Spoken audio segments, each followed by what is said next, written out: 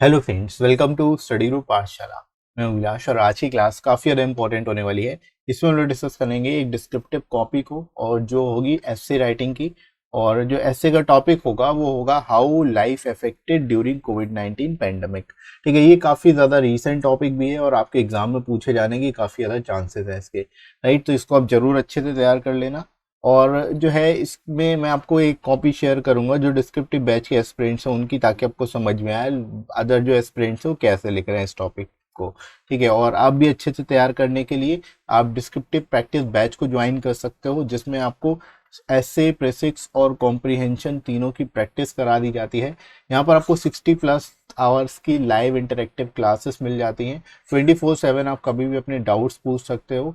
और डेली जो है व्हाट्सएप ग्रुप में आपको टॉपिक दिया जाता है, जिसके बेसिस पे आपको कुछ कंटेंट भी दिया जाएगा ताकि आप उसको रीड करके आसानी से लिख पाओ। राइट, और आपकी रेगुलरली कॉपी जो मैं खुद चेक करूंगा ताकि आपको समझ में आए आप क्या गलती कर रहे हो, उनको इम्प्रूव कर सको।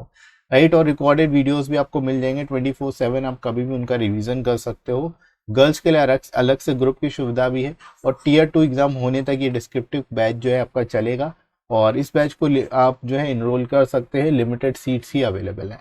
राइट, तो आप इस एक्सटेंसिव प्रैक्टिस बैच को जरूर इनरोल करिए। डिस्क्रिप्शन में आपको लिंक मिल जाएगा, वहां से जाके आप इसको इनरोल कर सकते हो। और आपको एडिशनल 10% डिस्काउंट मिल जाएगा। आपको डिस्काउंट कोड यूज करना है SG10। ठीक है, SG10 जब आप यूज करोगे आपको डिस्काउंट मिल जाएगा। राइट, तो डिस्क्रिप्शन में लिंक दिया गया है, वहां से जाके आप यहाँ से जाके इनरोल कर सकते हो इस बैच को। राइट दोस्तों, तो चलिए शुरू करते हैं। जो ये कॉपी है ये है नीतू कुमारी जी की। ठीक है, नीतू जी ने टॉपिक का नाम यहाँ पे लिखा हुआ है how life affected during covid pandemic. ठीक है, ये टॉपिक है और इसको लिखना कैसे, इन्होंने शुरुआत कैसे की है देख लेते हैं। तो कोविड-19 को बताते हुए इन्होंने शुरुआत की है कि the disease caused by novel corona virus causing कोविड-19 subsequently named SARS-CoV-2 severe acute respiratory syndrome वॉर। अब देखो यहाँ पर इन्होंने वर्ड लिखा हुआ है, वर्ड की जगह यहाँ पर वॉज होगा। ठीक है, क्योंकि यहाँ पर कोविड-19 जो एक वायरल डिजीज है उसकी बात हो रही है, तो वहां पर वर्ड की जगह क्या लगाएंगे, was first reported by officials in Wuhan city China in December 2019। ठीक है, तो यहाँ पर इन्होंने बैकग्राउंड बता दिया कोविड-19 का कि इसकी शुरुआत जो है कहाँ से हो रही है, वुहान सिटी चाइना से हो रही है। राइट, दिसंबर 2019 में फर्स्ट केस जो है आइडेंटिफाई किया गया था। The first case of COVID-19 in India was reported on 30 जनवरी 2020। ठीक है, इंडिया में जो इसका फर्स्ट केस आया था वो 30 जन 2020 को आया था। 124 मार्च 2020 the government of India under Prime Minister Shri Narendra Modi ordered a nation wide lockdown for 21 days. ठीक है, यानी कि आप यहाँ पर इन्होंने ये भी एक सीक्वेंस में लेके चली हैं। देखो बहुत अच्छे से इन्होंने लिखा है, पहले बता दिया कि इसकी शुरुआत कहाँ से, वुहान सिटी से हुई। इंडिया में जो है फर्स्ट रिपोर्ट कब किया गया, 30 जन को 2020 को किया गया। उसके बाद क्या हुआ, उसके बाद जो है लॉकडाउन लगाया गया। तो मोदी जी ने जो है यहाँ पर 21 डे का लॉकडाउन लगाया था। राइट, तो इन्होंने बिल्कुल क्रोनोलॉजिकल ऑर्डर में पूरा लेके चल रही है। 24 मार्च 2020 को जो है फर्स्ट टाइम लॉकडाउन लगाया गया। It limits the movement of entire 1.38 million people of India. अब देखो मिलियन नहीं होगा या बिलियन होगा। ठीक है, billion, billion people of India. ठीक है, 1.38 करीब 138 करोड़, 130 करोड़ के ऊपर जनसंख्या है, तो 138 करोड़ कह सकते हैं हम लोग, है ना। तो उस हिसाब से 1.38 बिलियन होता है। राइट, तो मिलियन की जगह यहाँ पर हम लोग यूज करेंगे बिलियन।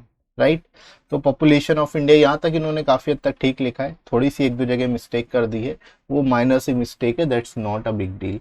राइट, इसके बाद देखो कोविड-19 has affected due day to day life and is slowing down the global economy. ठीक है, कोविड-19 जो है वो हमारी डे टू डे लाइफ को इफेक्ट कर रही है, इफेक्ट कर चुकी है एक तरह से। और ग्लोबल इकोनॉमी भी इसकी वजह से स्लो डाउन हुई है। This pandemic has affected thousands of people who are either sick और being killed due to spread of this disease. ठीक है, यानी इस पेंडेमिक की वजह से थाउजेंड्स, हजारों लोग जो है अफेक्टेड हुए हैं, जो कि ज्यादातर सिक हैं और कुछ तो किल भी हो चुके हैं, कुछ की डेथ भी हो चुकी है इस डिजीज के कारण। Right, this is a new viral disease affecting human for the first time, hence vaccines were not available at that time. Thus, the emphasis is on taking extensive precautions such as regularly washing of hands, social distancing, wearing of mask and so on. ठीक है, यहाँ पर जो है precautions के बारे में बताया उन्होंने कि regular washing of hand, social distancing और वेयरिंग मास्क जो है ये मेन जो है प्रिकॉशंस है। This virus was spreading exponentially region wise. Therefore, countries are banning gathering of people. ठीक है, यानी ये जो वायरस है वो एक्सपोनेंशियली रीजन वाइज जो है इंक्रीज हो रहा है। इस वजह से जो कंट्रीज हैं वे सभी जो है गैदरिंग ऑफ पीपल यानी लोगों को इकट्ठा होने पे बैन कर रही हैं। Right, many countries were enforcing strict quarantine to control the spread of highly communicable disease. ठीक है, और बहुत सी जो कंट्रीज हैं उन्होंने क्वारंटीन को भी एक तरह से टूल बना के जो है इसको रोकने के लिए इसको यूज किया है। राइट, तो यहाँ पर आप इसके बारे में बढ़िया तरीके से बता सकते हो। राइट, तो आई होप आपको यहाँ तक समझ आया होगा बढ़िया तरीके से, और इन्होंने काफी अच्छे से लिखने की कोशिश की है टॉपिक को। उसके बाद देखो, कोविड-19 has rapidly affected businesses, manufacturing industries, education sector, service sector, pharmaceuticals industry, tourism and many more. ठीक है, तो अब इन्होंने अलग अलग इंडस्ट्रीज के बारे में बता दिया कि अलग अलग इंडस्ट्रीज जो है, अलग अलग सेक्टर्स जो है वो कैसे इससे इफेक्टेड हुए हैं। Right, following are the impact of कोविड-19 ऑन आवर डेली लाइफ। अब यहाँ पर इम्पैक्ट के बारे में इन्होंने शुरू किया है। तो शुरुआत इन्होंने काफ़ी अच्छे से की है। पहले जो शुरुआत की थी इन्होंने वो ये बताते हुए कि ये जो वायरस है कहाँ से आया, उसके बाद इंडिया में इसका क्या सिनेरियो रहा, उसके बाद इन्होंने कैसे इम्पैक्ट कर रहा है अलग अलग सेक्टर्स को ये वायरस, वो यहाँ पर बताया। और उसके बाद इन्होंने जो है पॉइंट्स में बताने की कोशिश की। दैट्स वेरी गुड, आप पॉइंट्स में जरूर लिखना है एग्जाम में। राइट, इस तरह से पॉइंट्स में भी आप लिख सकते हो।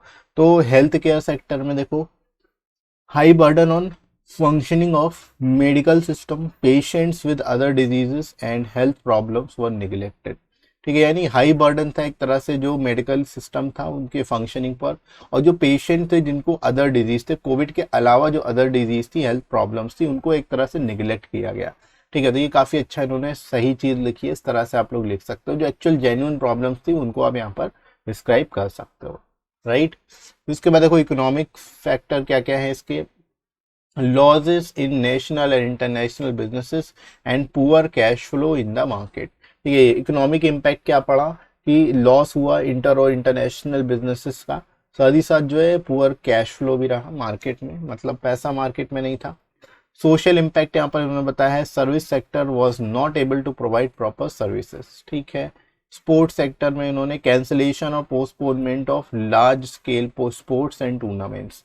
ठीक है, स्पोर्ट्स में जो है जो इम्पोर्टेंट लार्ज स्केल में जो स्पोर्ट्स और टूर्नामेंट्स थे उसको कैंसिल किया गया और पोस्टपोन किया गया। तो काफ़ी अच्छे से इन्होंने लिखने की कोशिश की है। फेस्टिवल्स का क्या इम्पैक्ट पड़ा, disruption of celebration of cultural and religious events. ठीक है, जो भी कल्चरल और रिलीजियस इवेंट्स थे, फेस्टिवल्स थे, उन सभी को जो है रोक दिया गया। राइट, इसके अलावा देखो ट्रैवलिंग सेक्टर पे, ट्रैवलिंग पे क्या इम्पैक्ट पड़ रहा है, restriction of national and international travelling as all the flights and trains were cancelled. ठीक है, मोस्टली ट्रेन्स और फ्लाइट्स जो थी कैंसल्ड हो गई थी, इस वजह से ट्रैवलिंग सेक्टर पे भी काफी ज्यादा इम्पैक्ट पड़ा।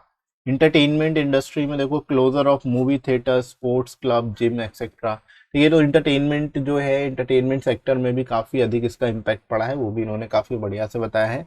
एजुकेशन देख लो, एजुकेशन सेक्टर में all the physical classroom were closed end even exam were also postpone. ठीक है, एग्जाम जो थे वो भी पोस्टपोन कर दिए गए, और जो भी फिजिकल क्लासरूम थे वो पूरी तरह से क्लोज थे, बंद थे। राइट, तो ये सारे यहाँ पर इम्पैक्ट उन्होंने बताया। राइट, तो यहाँ तक आपको समझ में आ रहा होगा। इसके बाद देखो एनर्जी सेक्टर में क्या इम्पैक्ट पड़ा, there has been a slump in electricity demand due to shut down of industries.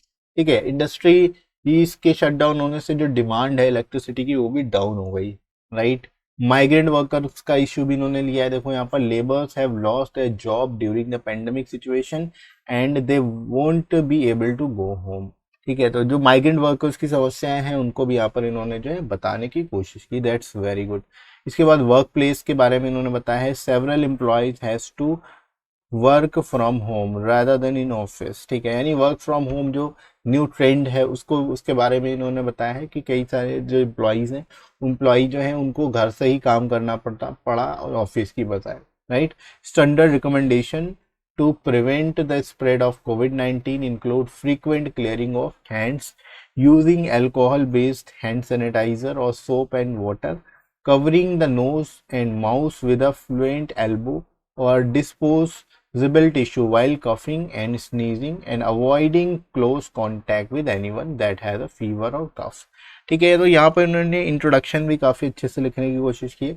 Overall जो इसको इससे बचा कैसे जा रहा है, इससे स्टैंडर्ड रिकमेंडेशन क्या है वो भी यहाँ पर बताया इन्होंने कि फ्रिक्वेंट क्लियरिंग ऑफ हैंड्स, बार बार हाथ धोने और अल्कोहल बेस्ड सैनिटाइजर का यूज़ करने के ऊपर, सोप विद वाटर हम यूज़ कर सकते हैं अगर सैनिटाइजर नहीं है तो, राइट। और साथ ही साथ जो डिस्पोजेबल टिश्यू वगैरह का यूज़ कर सकते हैं कफिंग और स्नीजिंग के दौरान, और क्लोज कांटेक्ट जो है किसी से भी बनाने से बचना है जिनको फीवर या कफ हो, राइट। तो ये एक तरह से जो है इन्होंने काफ़ी अच्छे से लिखने की है टॉपिक को।